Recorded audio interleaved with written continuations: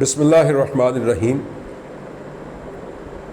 ماحول اور توارث دو ایسی چیزیں ہیں جو انسان کی زندگی پر بہت زیادہ اثرات مرتب کرتی ہیں۔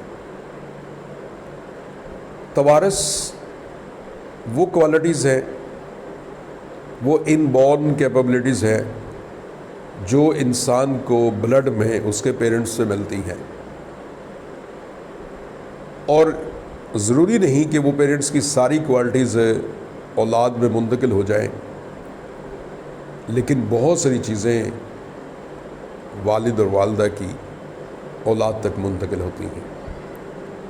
جبکہ ماحول وہ جگہ ہے جہاں انسان رہ رہا ہے، اس کے آس پاس کے لوگ، اس کے ساتھی، اس کے ساتھ اٹھنے بیٹھنے والے، یہ سارا ماحول انسان کی زندگی پر گہرے اثرات مرتب کرتا ہے، اور ان میں سے بھی جو زیادہ اثرات ہیں وہ ماحول کے ہوتے ہیں۔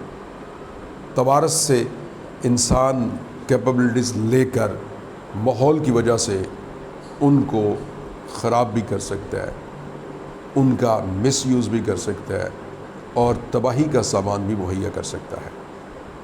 لیکن دوسری طرف اگر توارث سے اسے اتنی خوبیاں نہ بھی ملی ہوں مگر ماحول اچھا مل جائے تو اس کے بہتری کی طرف جانے کے چانسز زیادہ ہوتے ہیں۔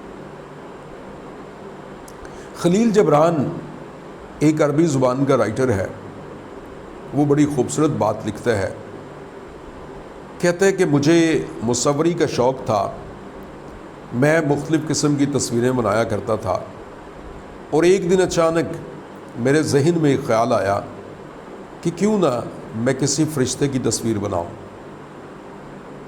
اب فرشتے انویزیبل ہوتے ہیں، وہ مجسم شکل میں کہیں نظر نہیں آتے، تو میں بہت پریشان ہوا، اور اسی فکر میں کئی دن تک میں ادھر ادھر آتا جاتا رہا، اس تلاش میں کہ کوئی بندہ مجھے رہنمائی دے سکے کہ اگر میں فرشتے کی تصویر بنانا چاہوں تو کیسے بناؤں۔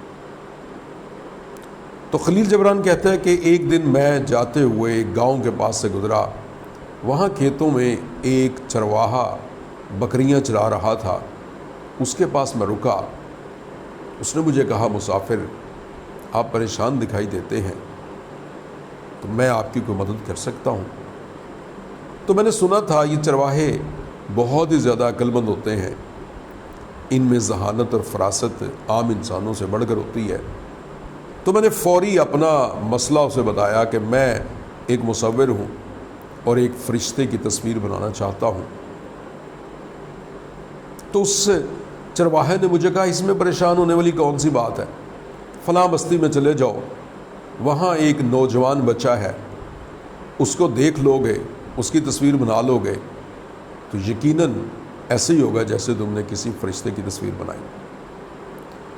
خلیل جبران اس کا شکریہ ادا کرتے ہوئے اس بستی میں چلا گیا، اس بچے سے ملا، اور اس نے اسے دیکھا تو بالکل ایک معصوم، ایک ایسا بچہ کہ جس میں انسانوں کی یہ جو منفی خوبیاں ہوتی ہیں، اس کے کردار میں جو ان کے منفی اثرات ہوتے ہیں ان سے کوسوں دور، اور اسے لگا، اس کے دل نے کہا کہ یہ ایک فرشتہ ہے۔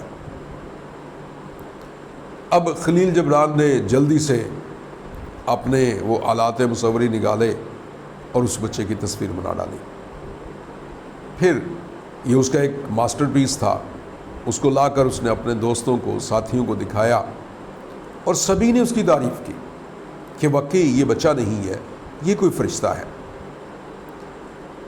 آگے خلیل جبران لکھتا ہے کہ اس واقعے کو بہت ٹائم گزر گیا، اور پھر ایک دن بیٹھے بیٹھے میرے ذہن میں ایک اور تصور آیا کہ کیوں نہ میں اب شیطان کی تصویر بناؤں، مگر پھر وہی بات، شیطان کو اس کی اصلی حالت میں دیکھا نہیں تھا۔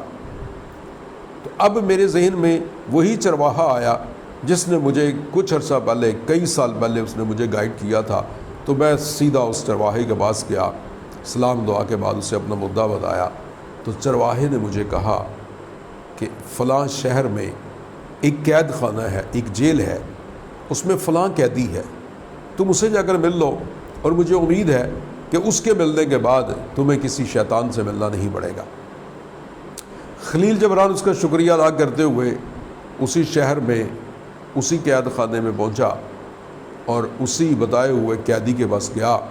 اسے دیکھتے ہی خلیل جبران نے کہا کہ اگر مجسم شکل میں شیطان کوئی ہے تو یہی قیدی ہے، لہٰذا اس نے اس کی تصویر بنانا شروع کر دی۔ جو ہی جبران نے اس کی تصویر بنانا شروع کر دی تو اس قیدی نے زاروں کے دار رونا شروع کر دیا۔ خلیل جبران اٹھا، اس قیدی کے پاس گیا، اسے کہنے لگا تم کیوں رو رہے ہو؟ دیکھو میں تمہاری تصویر بنا رہا ہوں، اس کی نمائش کروں گا، تم لوگوں میں مشہور ہو جاؤ گے۔ وہ قیدی روتے ہوئے کہتا ہے کہ میں اس لیے نہیں رو رہا کہ تم میری تصویر بناؤ گے جو مجھے شہرت دے گی۔ تو جبران نے حیران ہو کر پوچھا تو پھر کیوں رو رہے ہو؟ اس نے کہا میں اس لیے رو رہا ہوں کہ آج سے چند سال پہلے تم نے ایک بچے کی تصویر بنائی تھی جس نے تمہیں یہ کہہ کر تصویر بنائی تھی کہ تم ایک فرشتے کی تصویر بنانا چاہتے ہو۔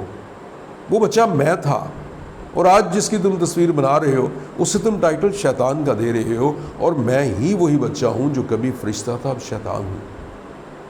خلیل جبران پر ایک سکتہ سا طاری ہو گیا اور اس نے اس قیدی سے پوچھا اچھا یہ بتاؤ فرشتے سے شیطان کا سفر کیسے طے کیا؟ کیسے تم ایک فرشتہ صفت انسان سے ایک شیطان نما انسان بن گئے؟ تو اس نے مختصر جواب دیا ہاں یہ میرے ماحول کا مجھ پر اثر ہوا۔ میں جب پہلے ماحول میں تھا تو فرشتوں جیسے ماحول میں تھا، میں فرشتہ بن گیا، پھر مجھے شیطانوں کا ماحول ملا اور میں شیطان بن گیا۔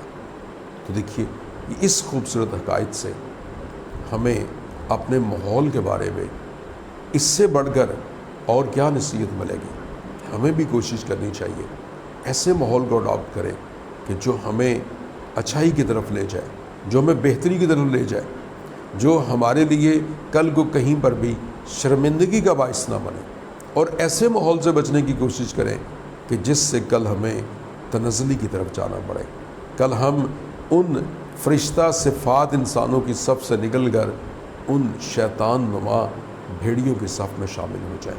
تو ماحول کی پرواہ کیجیے، ماحول کی فکر کیجیے، ماحول ہی بدلنے میں سب سے اہم کردار ادا کرتا ہے۔